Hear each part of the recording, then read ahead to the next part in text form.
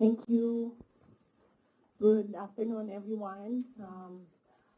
The Office of the Vice President would like to thank everyone for joining us on our Thanksgiving, and would like to wish everyone a very Merry Christmas, and I hope that you spend your Christmas and holidays with your loved ones and your families. Thank you. Questions? Hi, ma'am. Good afternoon. Mads po from Net 25. Ma'am, you decided not to book na sa NBI. Though, in a statement kanina, sinabi naman ni Director Santiago na magiging pa pa sila sa investigation. What's your take on this po? Yes, ma'am.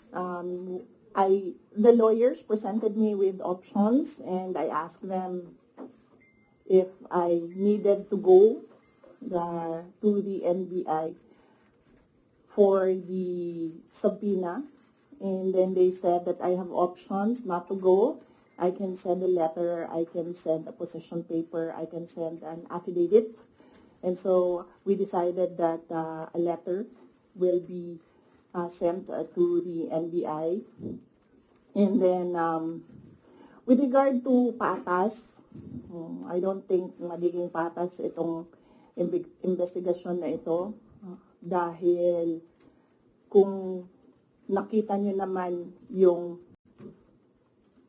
mensahe ng Pangulo na sinabi niya na ganitong kriminal na mga, sorry hindi ko maalala yung exact words na sinabi, pero sinabi niya ganitong mga kriminal na ingest.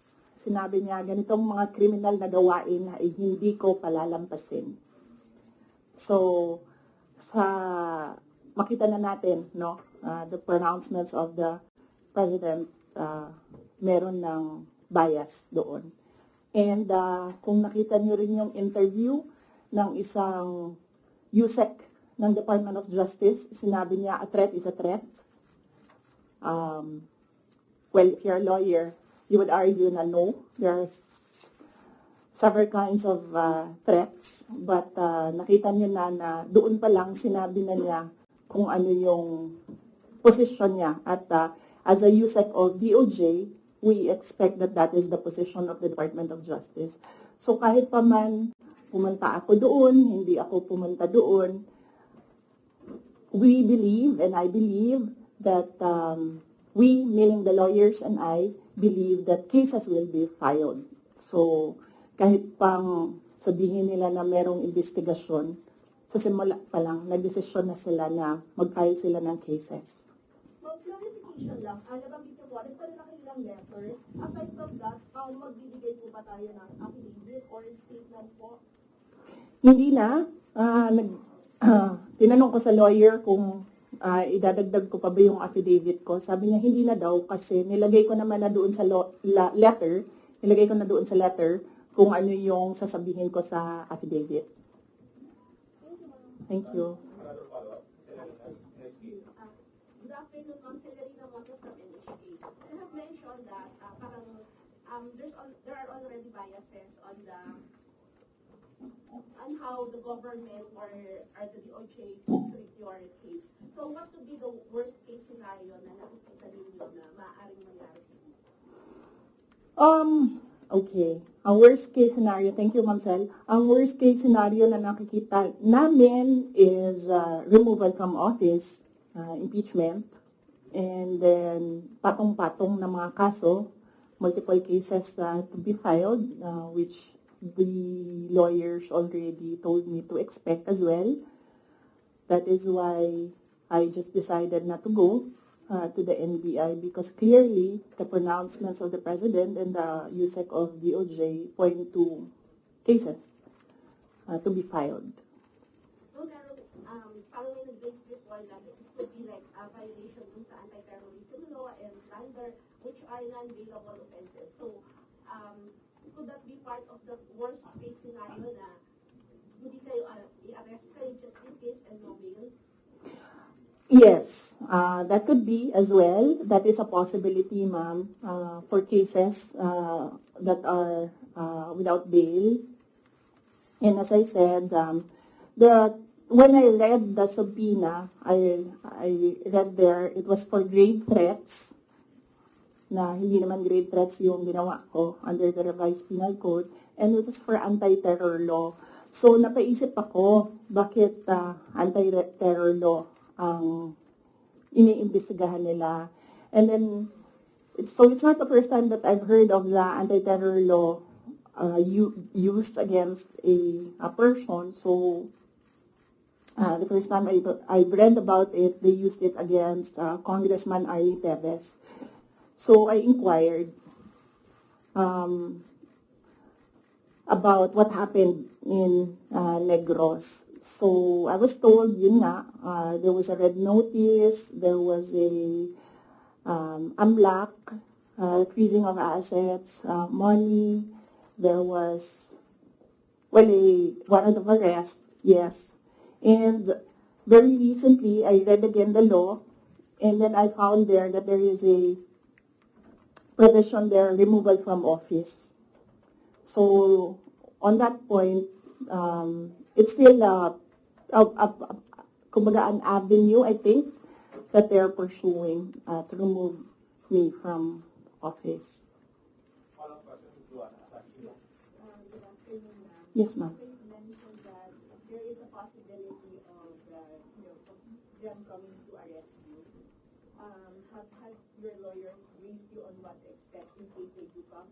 And will you allow yourself to be arrested, or will you, because there have been others who have fled, will you want to face people, face the law enforcers who will arrest you, or will you also try to, not get arrested? No, I do not plan to leave the country, or I do not plan to hide if there will be a warrant of arrest. Mainly because my children are here. So if I am detained, I want to be able to still see my children. So I have no plans of doing that. I have no plans of leaving the country to hide. One last follow-up for this matter. Please, Ma'am, Congressman Marcoleta offers himself as your lawyer in case tutuloy yung impeachment case against you. Will you accept the offer? No, I think, well, first off, I'd like to thank Congressman Rodante Marcoleta for his offer to be my lawyer in the impeachment case. I appreciate it because he's a very good lawyer. He's a brilliant lawyer. In fact, he pointed out to me points during the committee hearing that as a lawyer, I was not able to see. So that shows his astuteness in the law. But I feel that he will better serve the country if he remains as a member of the House of Representatives. That is what is important right now. We need good public servants, good leaders, good officials in government. And I assure everyone that we already have lawyers helping us. In fact, the moment that Franz Castro announced last year that they are planning to file an impeachment, we already talked to lawyers who will handle the impeachment case at the time. But now, cases pala, 3. So we just need more lawyers. And we already discussed this with the first team that we hired as lawyers.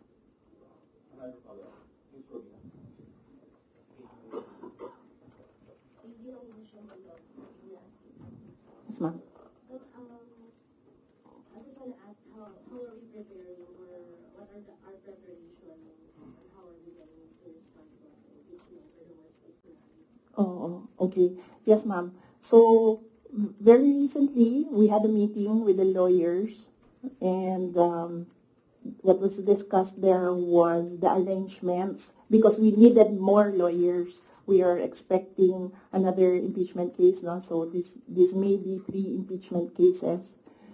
So, and then we will await official copy of the articles of impeachment so that they can prepare the defense. We already have advanced copies of what is filed in the House of Representatives, and they're starting preparatory works right now.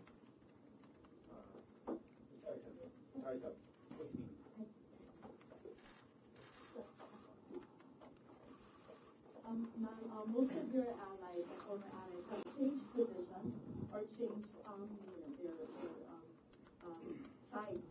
How do you feel right now? And if, for example, the impeachment comes through, are you confident with the numbers both in Congress and the Senate? No, we're not confident with numbers, ma'am, because impeachment is a legal process and a political activity. So we are confident with the legal aspect of the impeachment because all the lawyers that I asked to review the initial draft of the impeachment complaint really said that this is not, well, I would say it's not an impeachable offense and this is not an actionable offense, things like that, lawyer talk. But with regard to politics, that is a different matter altogether. So we do not know what will happen with that. Well, that's politics. They always say that there are no permanent friends and enemies in politics. So it really depends on the person, on the politician, what path he will choose. Related to the worst case scenario. Yes. The House of Government Committee said that they are eyeing the possibility of filing plunder, technical malversation, and falsification charges, among others, against you and several other officials of the OVP and formerly the DepEd in relation to the alleged misuse of the confidential funds. Have you discussed this already with your legal team, with any of the lawyers, and what can you say that it's a very heavy case blunder? Yes. We have an inventory of possible cases to be filed because right now it's only the 2 impeachment cases that are filed with the House of Representatives. All the other cases, we have a list, we have an inventory, and we have lawyers assigned for each case.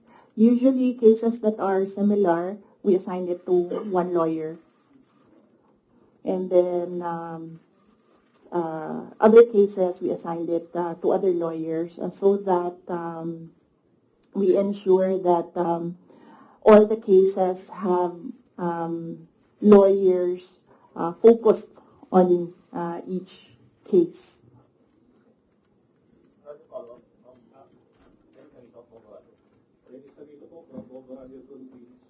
Ma'am, na-consult na ba yung family niyo about this? Dahil kanina nabanggit niyo kung gusto ng lawyer about sa family. Si PRRD, nakausap na po ba ninyo? And ano yung payo po sa inyo?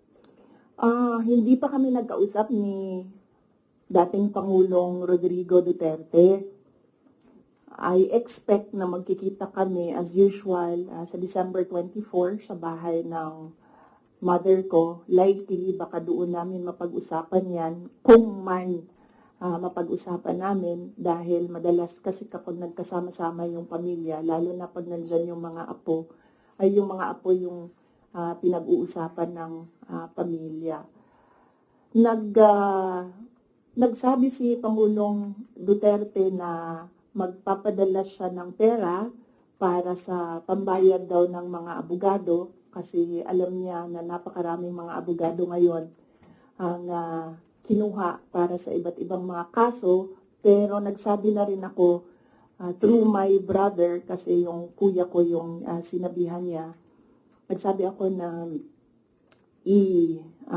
wag na lang siya magpadala ng pera dahil nakapaghanda naman na kami para sa impeachment case. Kasi yung sinabi niya impeachment case, sir. So sabi ko, nakapaghanda kami sa impeachment case.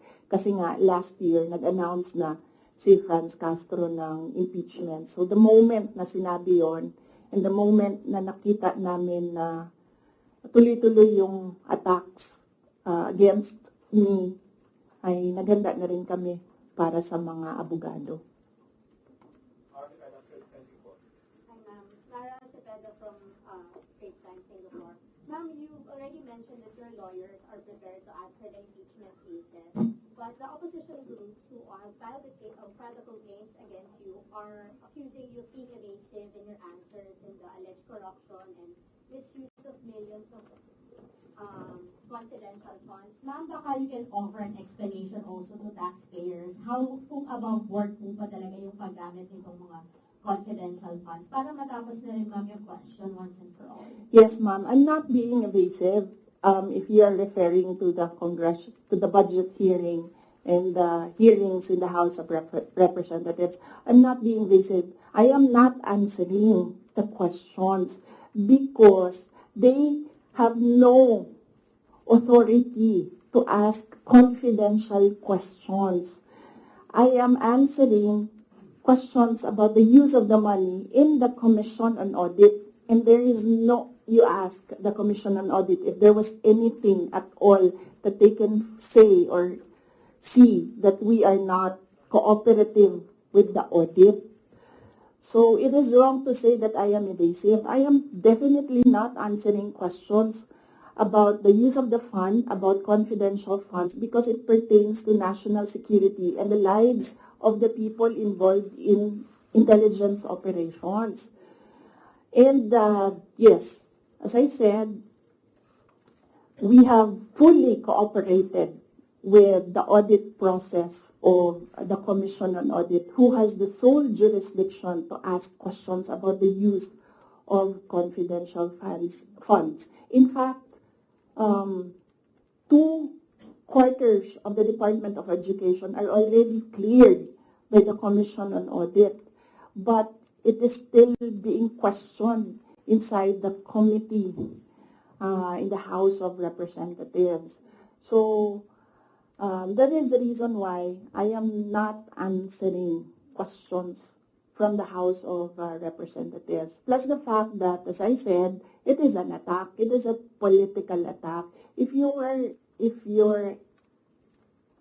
in aid of legislation and you want to legislate about confidential funds, you do not target one office and terrorize and torment the employees of that office. What you do is you do a random sampling of the offices who have confidential funds. Why not call the office of the president, who has billions and billions of confidential funds, if you want to legislate about confidential funds? So that shows that they're singling out the office of the vice president. And I really feel that it's very disrespectful to the office of the vice president. That is also why when they ask that I respect their process, respect begets respect. So if they want respect, they should first respect the office of the vice president. That is what I was saying, that they don't like me, they don't like my person, they don't like Inday Sara Duterte, but they have to respect the office of the vice president. So if they want to investigate confidential funds, they don't single out one office. I understand that. VP, just a follow-up. Was it yesterday or the other day, the House also alleges that over 400 names na nag-cite with acknowledgement receipts, again, on the issue of the confidential funds, wala daw pong records at the DSA. Ma'am, you could offer an explanation because we know that this is a legal proceeding, pero pinag-uusapan po siya ngayon, ma'am, sa bahay ng bawat Pilipino. Kaya explanation is this is above board or bakit wala silang birth certificate, ma'am? No, I will not explain. I will not give an explanation because it will entail that I explain intelligence operations which will compromise officers who do intelligence operations. It will really compromise how they work.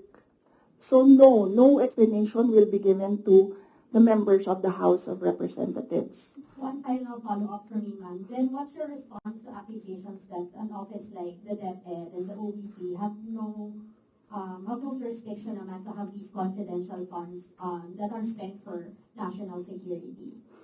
Well, the confidential funds was the first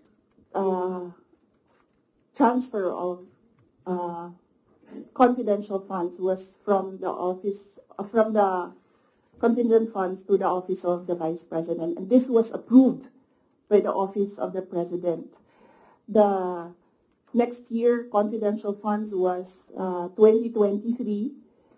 We submitted it to the Department of Budget and Management. It was approved by the Department of Budget and Management, and therefore it implies that it was approved by the Office of the President because it was included in the National Expenditure Program, the NEP. So, and then it was approved by Congress as well.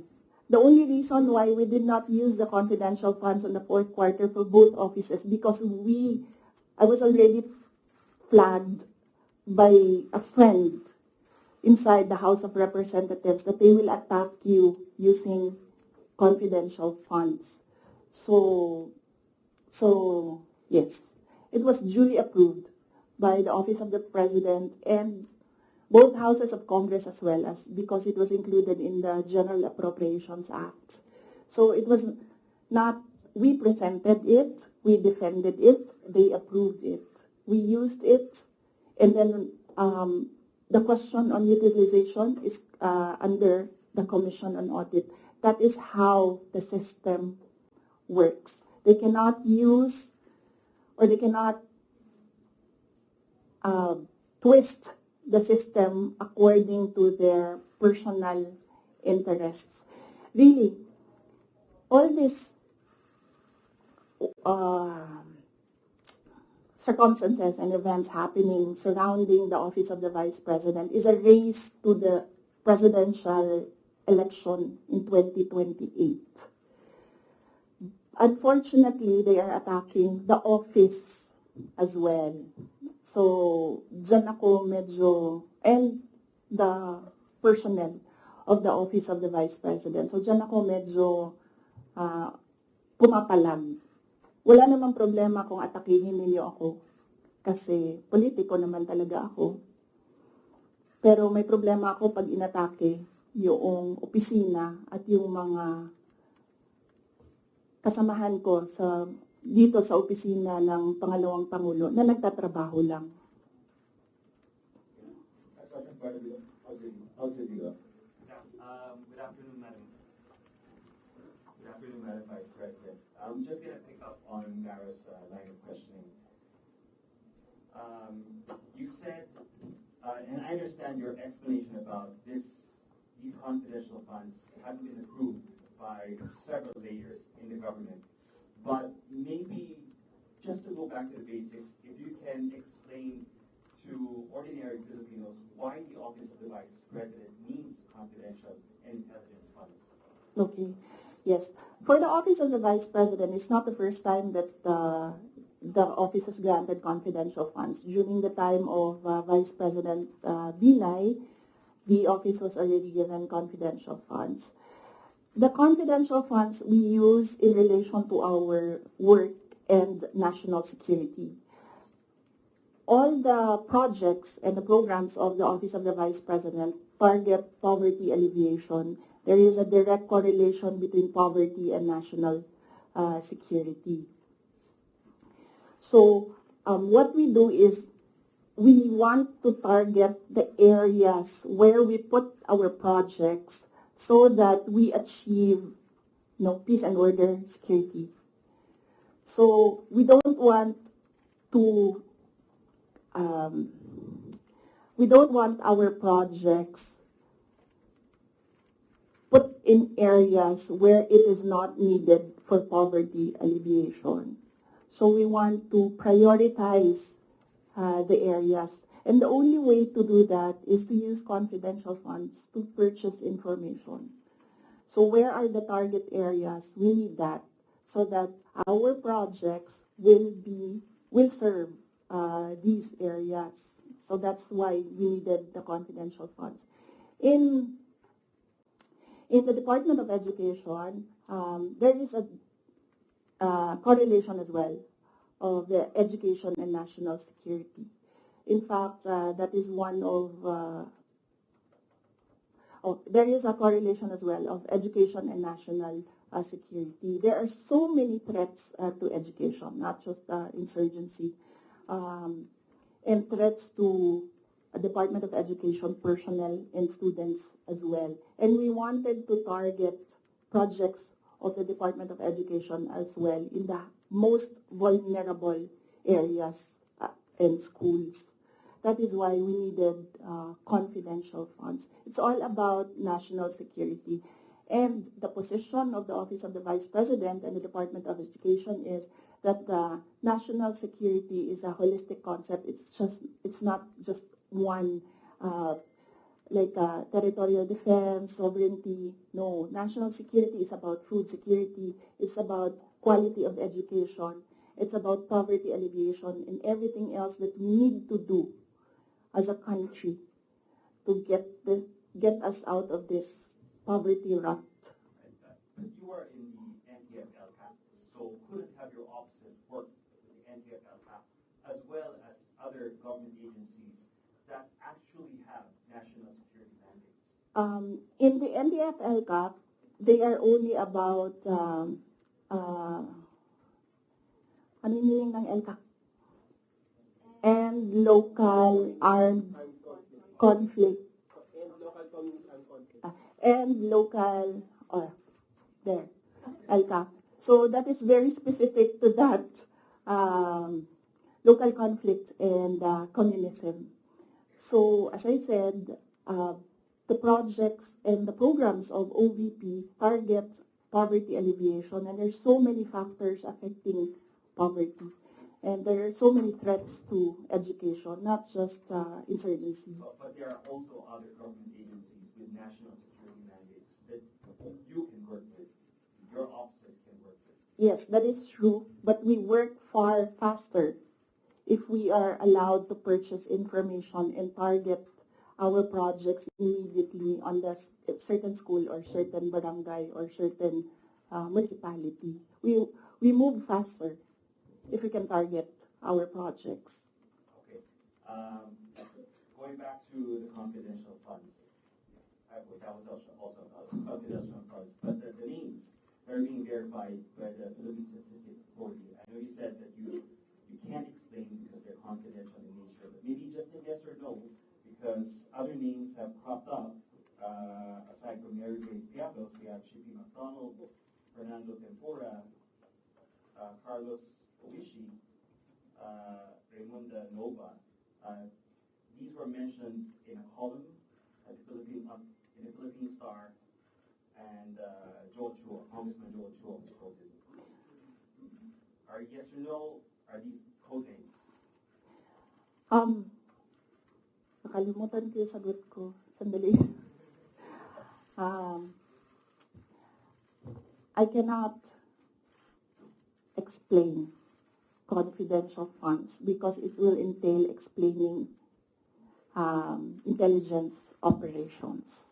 And there is a law that prohibits officials who gathered information because of their office to divulge it in public. So it's the Anti-Graft and Corrupt Practices Act. There is a specific provision of law. You cannot divulge confidential information that you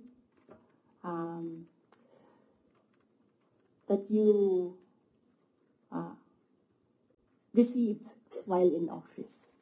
So you won't even say these are No, that because that will add to cases that may be filed against me. One last, sorry. Yes. Why the choice of a letter submitted to the NBI instead of an affidavit? Wait, hold on. I can answer. I can give you a very short answer with regard to ARs. I had nothing to do with the preparation of ARs. It went down to the grassroots level. So I had nothing to do with preparations of ARs. I was up here in the structure and money went down for information. So you have no knowledge why all these names were used in the acknowledgement receipts? In the first place, we do not even know if these are ARs which came from DepEd or OVP to COA, because there's a chain of evidence supposedly. In law, there's a chain of evidence, handling of evidence. So right now, nobody can really answer that because nobody knows if these ARs are true. Because we don't know if it came from us. That's what they're saying. That's what they're alleging. Yes, that's what they're saying. The OVP submitted to COA. Yes, but there is a legal process in the custody of evidence. So right now, we really cannot say if the ARs came from us, because the ARs that are with us has not been checked with the ARs that are with them. You're denying that the ARs... No, I'm just saying that we do not even know if the ARs with us are the ARs that are with them, because the ARs from the field, going to the office, going to COA, that's not how you do legal work. It's not how you do legal work. There's a very stringent process in evidence. That is why even if there is no law prohibiting a person from divulging confidential information, person cannot answer that because we do not know if that paper that they're holding was a paper that came from the OVP and DepEd. Because there was no marking of exhibits. That was what I was telling Congressman Chua.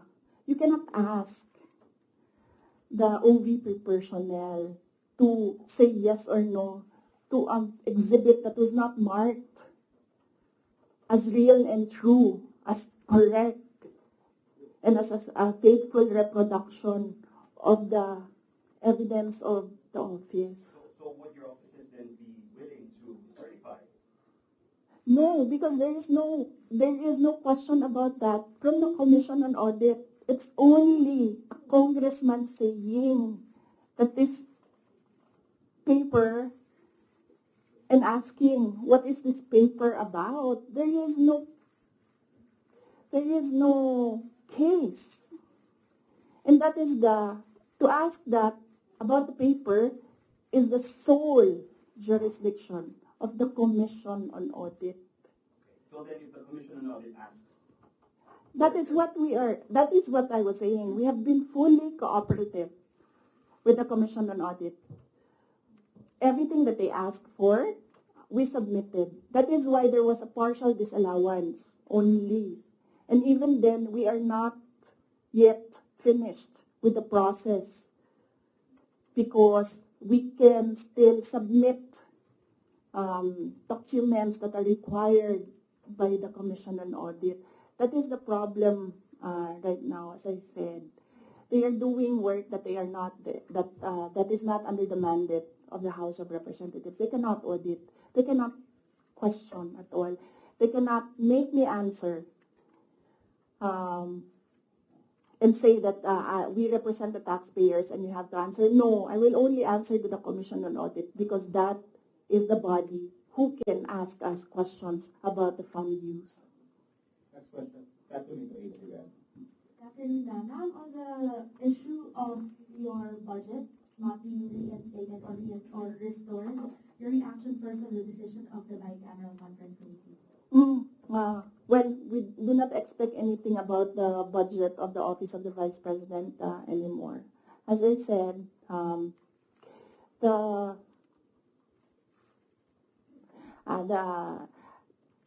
before I was saying that I am not the problem. I've been saying that I am not the problem. The problem of the Philippines is kahirapan, kagutuman, corruption, and all the other peace and order issues. But it is clear right now that they consider me as the problem already. So I will not help them solve the problem.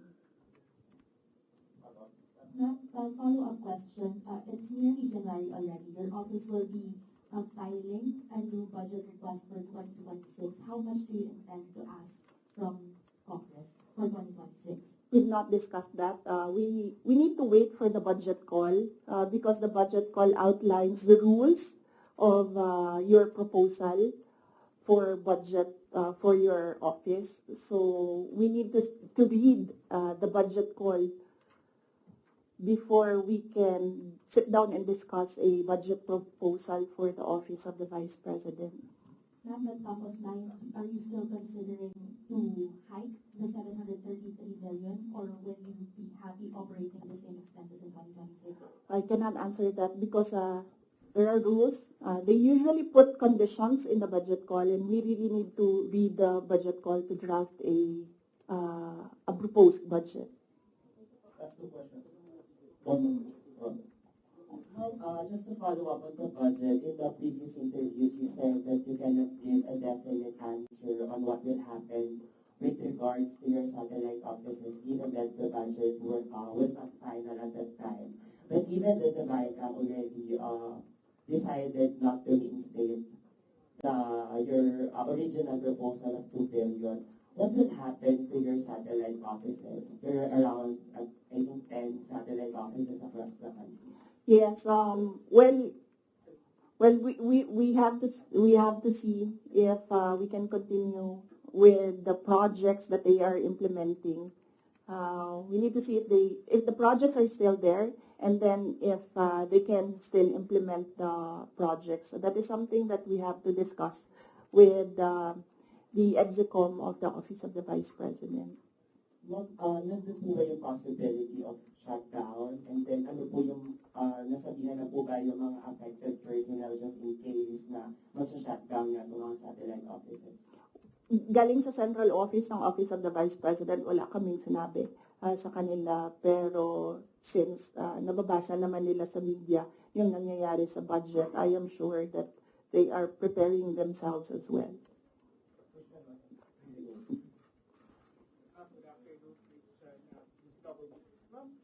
It was mentioned before na pull out yung security nyo at papalitan. Meron na po bang update dito? Tsaka sumunod po ba kayo sa AFP regarding this?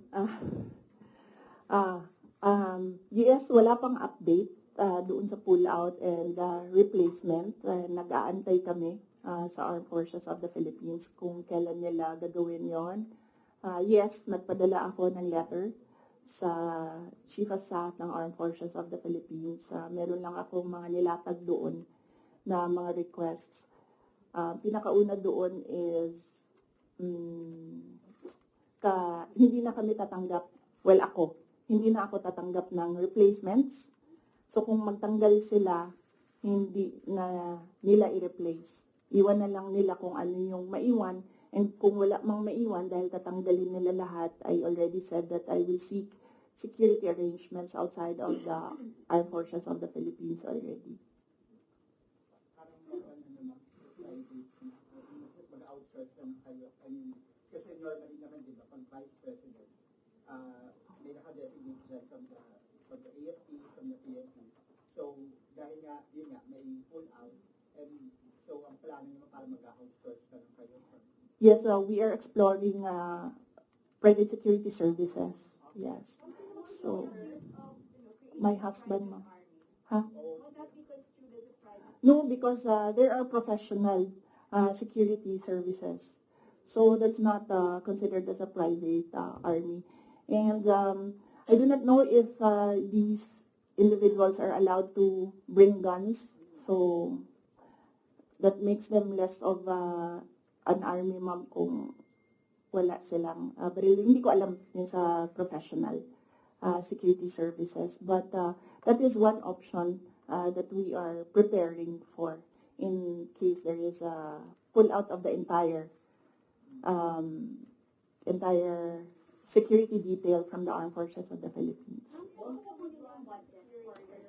Initially, I asked my husband, and then he said that he'll make arrangements. Out of pocket, how much are you estimating for that?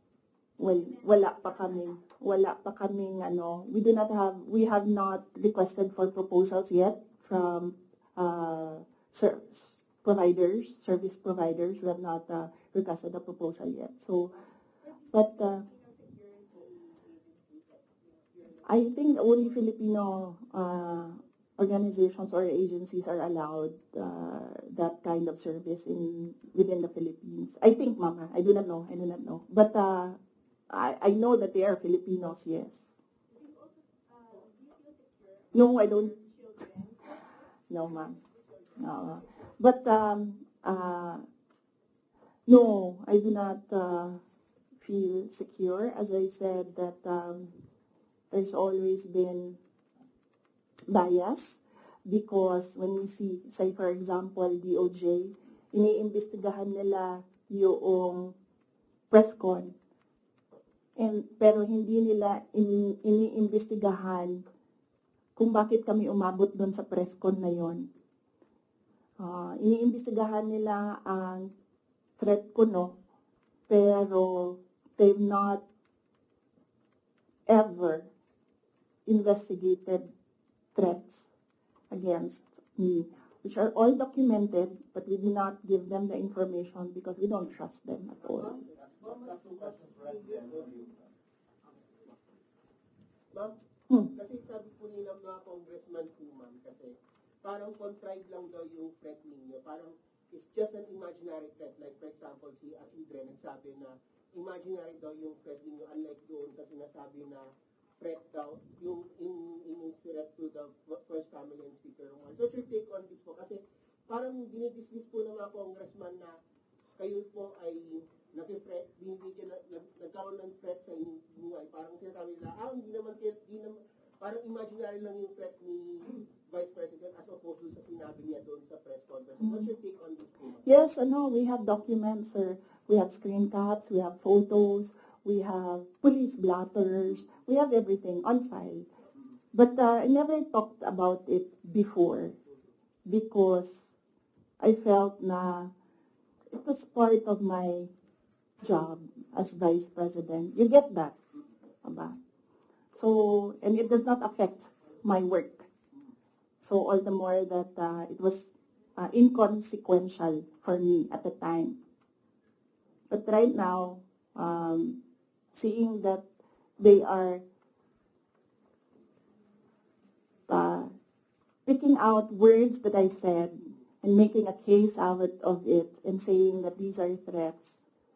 So I think they should start with, where is this coming from? That is the question that they should ask themselves. But I don't think they'll ever ask that of themselves. So we'll just move on to the cases and the impeachment and whatever will come in the new year. Do you regret saying or making such threat to the President and the First Lady and the Speaker? No, ma'am. Buti na yung alam nila, ma'am, na pag namatay ako, hindi talaga ako, I will not die in vain.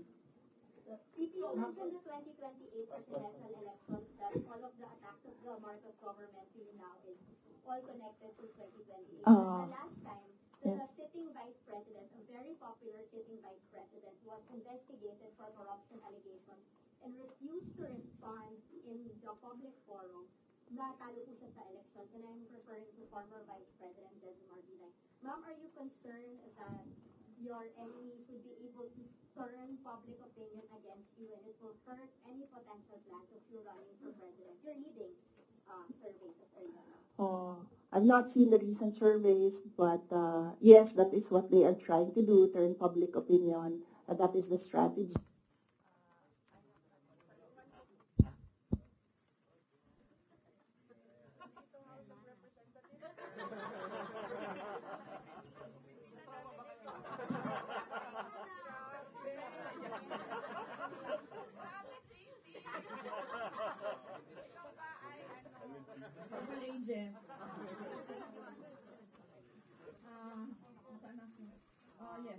Yes. But I am not. Yung mga may microphone po.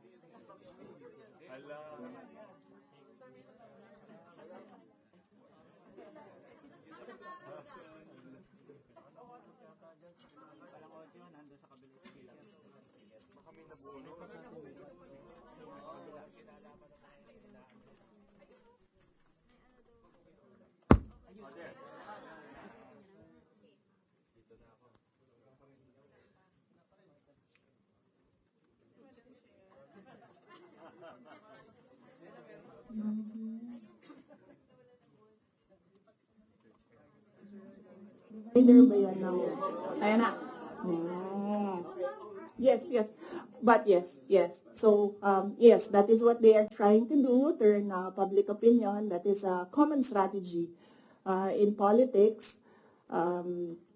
Black propaganda and everything.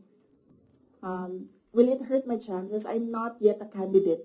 So, right now, I am just the Vice President of the Republic of the Philippines and working for the country. So I am not yet a candidate, so I do not know if this will affect me.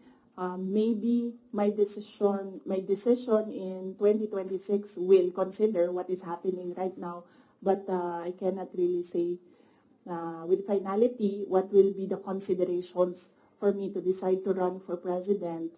As I said, just give me the last quarter of 2026. I think that is the best time for any presidential candidate to decide to run. Ma'am, pero isip po, ma'am, kasi ito, lumalabas yung keyword ngayon, binibinay.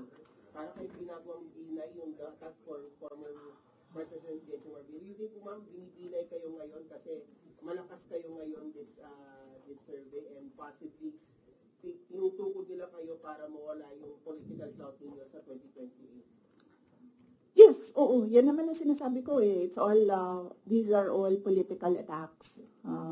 From the attack from the left on the confidential funds, the meeting with the Speaker of the House of Representatives, and the attack on the budget, and the other attacks that you see in social media. So these are all directed to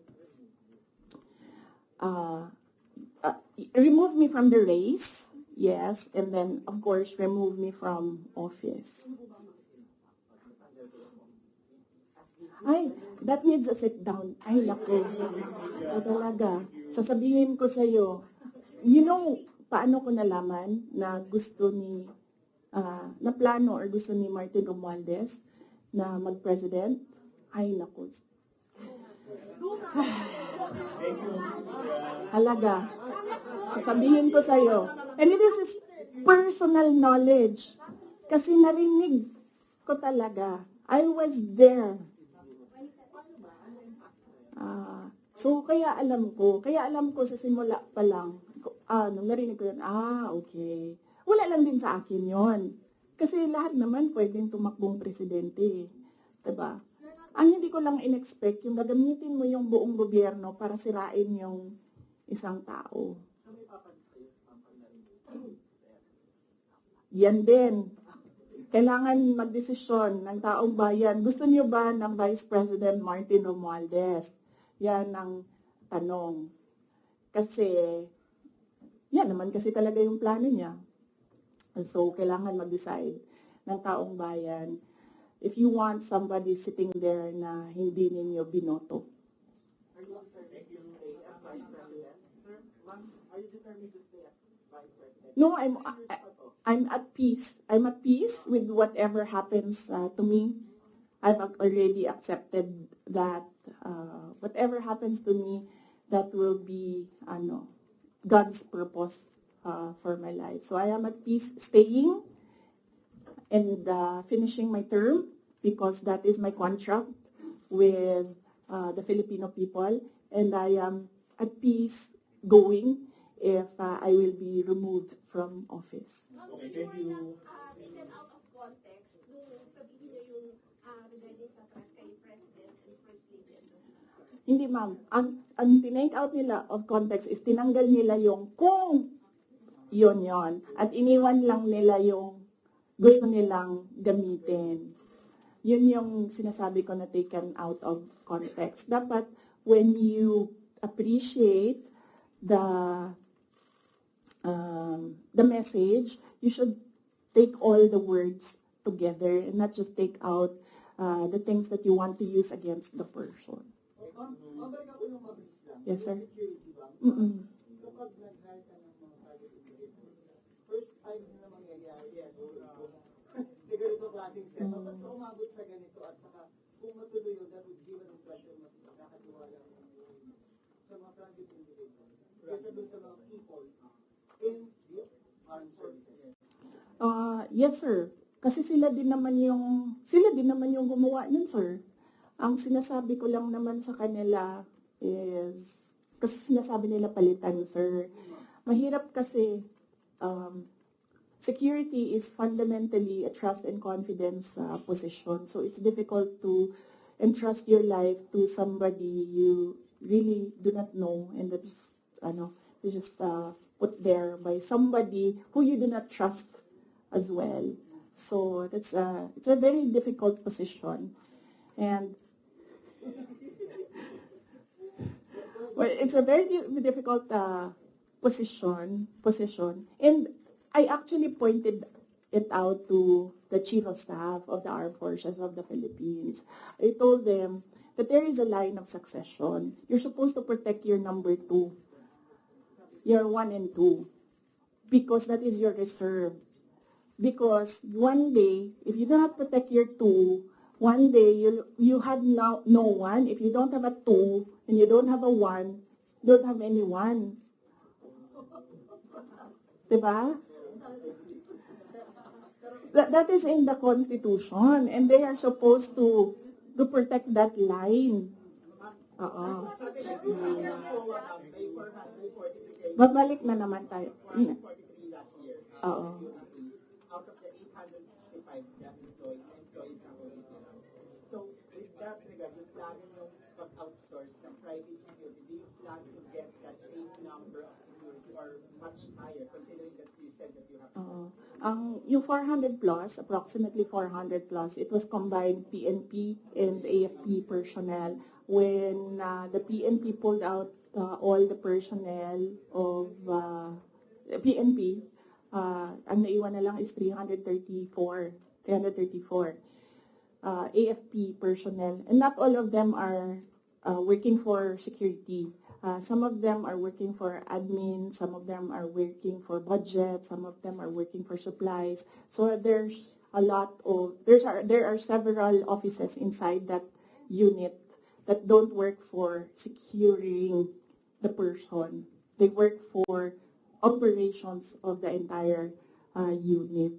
So, iilan lang dyan, sir, ang nasa security talaga. You like close-in security. Ma'am, yung hindi mo tinatras na appointing person, is it BBM or the chief of... Ay, silang lahat, ma'am. I don't trust anyone right now except myself. Oh. Hindi ko na maalala. Ito lang nakaraan. I think this week siguro or last week. I don't trust my memory on that, pero very recently. Yes. Thank you. Sana naman next year na tayo magkita-kita ulit, ha.